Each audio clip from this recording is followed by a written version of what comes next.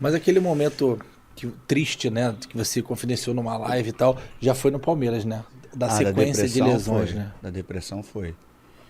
Da depressão, assim, a depressão foi o pior momento, assim, da minha vida. Eu tinha muita vergonha, às vezes tenho assim, um pouco de vergonha, assim, de falar por quê. A depressão, ela é para mim, ela teve um significado, assim, importante, tirando todo o trauma, porque se você me perguntar o que você preferia, se você tivesse que escolher uma das coisas ruins hoje, você preferia ter lesão e ficar fora da Copa do Mundo das Olimpíadas ou ter a depressão e ir para... Não, eu preferia ficar fora da Copa do Mundo e não ter a depressão.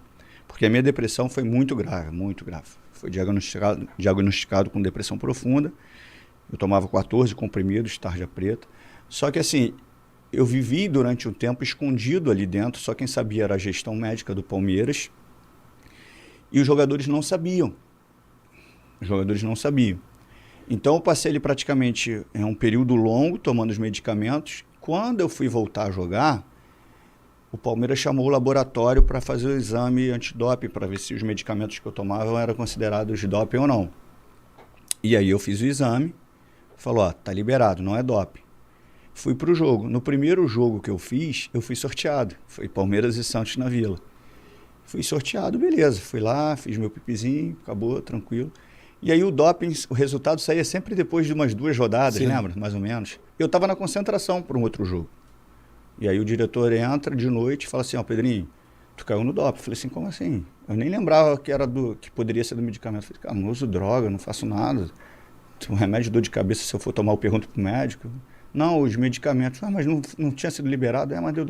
E eu saí dali, já tinha uma coletiva para dar, cara, no centro de treinamento do Palmeiras, lotado, GV. Lotado de imprensa. E eu nunca tinha falado disso para ninguém. Não sabia nem falar disso, né? Não sabia nem falar, porque eu ainda estava doente, ainda estava tomando os medicamentos. Só que eu estava num processo melhor. Eu estava treinando normalmente. Treinando, normalmente estava. E aí eu falei para um monte de gente sobre aquilo. Só que eu, antes de ter a doença, eu tinha muito preconceito, né? Porque eu achava que a depressão era tristeza, era... Então eu via lá os programas, fulano tá com depressão. Eu falei, caramba, o cara é milionário, depressão, não sei o quê. Eu mesmo tinha preconceito. Só que a minha depressão... Porque tem uma diferença, você tá com problemas que você resolve com uma terapia e a depressão que eu tive era teoricamente químico. Eu precisava de medicamento para mudar meus pensamentos. Então, assim, era uma coisa muito grave. E aí eu falei, como é que faz isso no vestiário, cara? Entendeu? Como é que tu chega ali no vestiário depois de todo mundo tá sabendo que você tá com depressão e no ambiente Mas que como assim, é que todo mundo soube? soube através que eu saí da concentração e aí divulgou, entendeu? E aí eu fui pra coletiva para falar de um assunto que eu não tinha Ah, conhecimento. o médico justificou o seu Porque eu doping. tinha jogo no outro dia, eu tinha que sair. Ele disse qual foi o medicamento. Não, aí beleza, aí eu fui, teoricamente eu saí da concentração, a galera perguntou lá, por que o Pedrinho não vai jogar? Não, caiu no doping por causa do medicamento de depressão, não sei o que, a galera soube. Só que o meu, eu não caí no doping na realidade. O Palmeiras foi informado, e aí rapidamente ele me tira do jogo, e eu não peguei nem a suspensão dos 21 dias. Por quê? Aquele medicamento, se eu não estiver enganado na história, ele já tinha sido considerado doping em algum momento, mas depois, revisado ele não era mais doping, só que ele ainda constava no livro da CBF. Naquela lista lá de proibidos. Naquela lista, mas ele não era, no tanto que eu não peguei nem a suspensão de 21 dias e voltei a jogar normalmente. Mas houve esse dano da exposição. Aí a exposição, que hoje eu entendo que é para ajudar muitas pessoas, assim, que aconteceu. Porque foi uma exposição enorme. E me envergonhou muito, né? Como homem, assim, com essa coisa de macho alfa dominante. Você fica, teoricamente, parece que você é vulnerável, né? Assim, emocionalmente. Mas não é, né? Como é que você diagnosticou, Pedro? Cara, na realidade foi o Luxemburgo, cara. Assim, eu já sabia que eu estava com alguma coisa muito grave, mas eu não sabia o que era. Assim, eu chegava, ficava longe de todo mundo, chorando o dia inteiro. Eu morei em muitos lugares, assim, em São Paulo. Morei em hotel, enfim, eu ficava sozinho assim, ficava chorando. Aí tinha que ir pro treino, não sei o que, eu não tinha mais vontade de viver, de acordar. Pensei 1000 vezes em morrer, enfim. Cara, que é isso? Que é isso? E chorando. Chegava lá, ficava... O Vanderlei chegou, eu nem sei se ele lembra disso, né? Ele fala, pô, tu não tá bem não, Suzy vai vir aí falar contigo. Aí mandou a Suzy Fleury ir lá. Pô, em 1 minuto com a Suzy, ela falou assim, pode trocar de roupa que a gente vai no psiquiatra.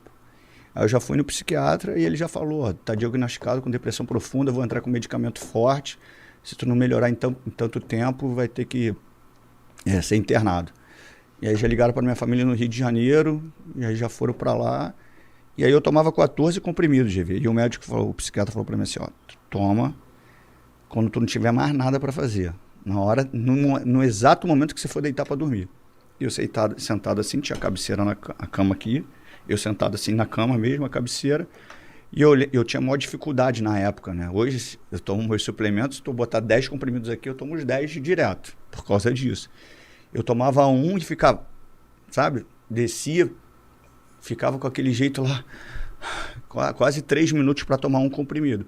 E eu lembro que eu tomei 4 comprimidos, eu acho. Dos 14? Dos 14. E já caí para trás, assim, do jeito que eu estava sentado, eu já caí para trás e apaguei de tão forte o remédio. Aí só no outro dia, de madrugada ainda eu acordei, que eu vi que faltava o restante dos remédios. E aí foi bem difícil, assim, foi um momento muito cruel da minha vida, assim. Muito duro. Por isso que eu falo assim, cara, você não sabe o que acontece na vida das pessoas. Por trás de um sorriso tem muita coisa que você não sabe. Por isso que eu fiquei chateado com a situação da Lacombe, quando ela faz um comentário. Ela não sabe de nada da minha vida. Nem ela, nem ninguém. Sabe o que eu passei com meu pai. Não sabe de nada, cara. As pessoas te veem agora assim e imaginam tudo. Tu não sabe, cara. Não sabe que eu acordava às 5 horas da manhã, que eu tinha um pãozinho para comer, que eu tinha que passar por debaixo da roleta. Sabe? Que eu tinha que voltar depois para estudar de tarde, depois de noite eu voltava para jogar futebol de salão. Que eu tinha que atravessar a passarela que balançava pra caramba e o ponto de ônibus era em frente ao cemitério do Caju, e eu era uma criança e meu pai tinha problema com álcool. Não sabe de nada que eu passei, cara. Nada para falar. Nada. Então, assim, a minha formação como homem, como personalidade, ela pode ter sido frágil pelas dificuldades que eu passei. Então, eu sou um cara, de repente, que tem uma sensibilidade maior, fico mais sensível com algumas situações, sou mais afetado. Por isso que eu falo assim, tem que ter cuidado com as pessoas. Se tu falar, por exemplo, o Felipe, tô não sei o quê, ele fala, é você, tá nem aí.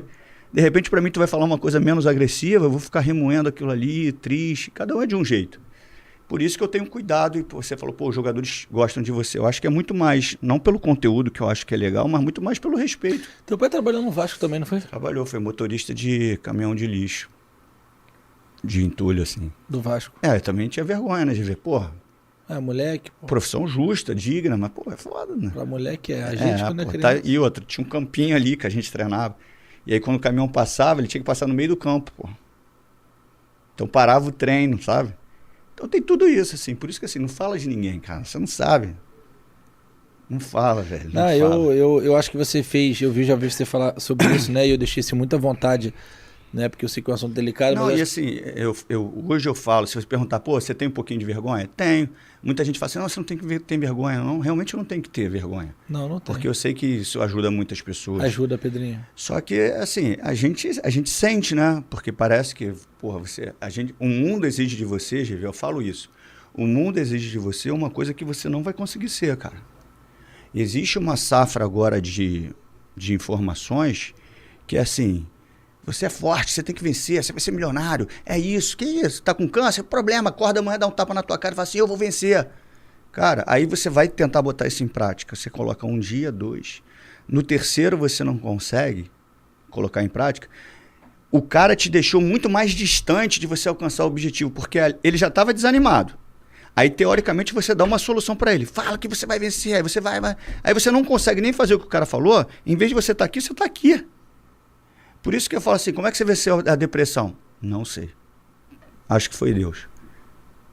Acho não, tenho certeza que foi Deus, Jesus Cristo, que é o que eu acredito. Quando você falou assim, tô curado? Não, aí o que eu falo assim? Como é que você fez? Porque tem pessoas que vão falar, não, porque aí eu falei, estava com depressão, vou vencer. Droga nenhuma. Queria morrer, não tentei tirar minha vida, mas fazia de tudo. Eu falei, já isso, eu tinha carro bom, né? Andava com o braço para fora com relógio, para tentar ser assaltado, para acontecer alguma coisa. Então, assim, eu passei por todos os processos que uma depressão profunda faz você passar. Nossa, eu venci, eu fui forte. Não, eu venci, Porque, além de Deus, eu acho que existia uma coisa dentro de mim, acho não, que se chama disciplina, desde cedo, desde 6 anos. Eu chorava, eu queria morrer, não sei o quê, mas eu acordava para ir para o treino. Chorando, dentro do carro chorando, chegava lá com o olho inchado, escondia, ficava sozinho, eu ainda estava machucado na época, né? E aí ia para um canto, então eu ficava sozinho na fisioterapia, ninguém me via, eu chorava lá sozinho, aí o fisioterapeuta entrava, não, quem foi? Não. Ia disfarçando, e fui levando. Então, assim, eu nunca fui, não, eu sou forte, fui lá e venci. Cara, eu passei. O que eu posso falar para as pessoas é o seguinte, você consegue passar. O que eu desejo é que quem tiver depressão, que entenda que vai passar. E eu espero que você passe de uma forma melhor do que eu passei. Mas vai passar. Tudo de ruim vai passar. Eu já quis morrer, mas vai passar. Entendeu, Javier? Vai passar. Eu fico triste porque, assim, eu planejei minha vida profissional para um caminho. Ela foi para outro. E você é o melhor do Brasil. Cara, não sei se eu sou, mas isso para mim também pouco importa. O que importa é, assim, eu não vou fazer o mal que me fizeram como comentarista. Não vou fazer. Se essas pessoas que me atacam, elas esperam de mim um comportamento que elas têm, elas não vão ter. Eu vou errar pra caraca no meu comentário. Como acaba o jogo, eu falo assim, pô, eu comentei mal, cara. Eu sei que eu comentei mal. Mas eu não vou ser desleal com o atleta. Porque eu tenho certeza que um dos processos que eu acho que aceleraram também para que eu tivesse isso foi as coisas que eu escutei. Podre, bichado, acabado, inútil, mercenário. Todos os dias. Porque eu passei praticamente a minha carreira inteira machucado. Então não foi uma vez ou outra. Foi praticamente 80 vezes no ano. Eu joguei 15 anos. Então passei 15 anos da minha vida ouvindo que eu era podre, que eu era bichado, que eu não servia, que eu era mercenário, que eu ganhava muito, eu jogava pouco. Até hoje, não te falei da rede social. Sim. Então, assim, isso eu não vou fazer com as pessoas, cara. Não vou.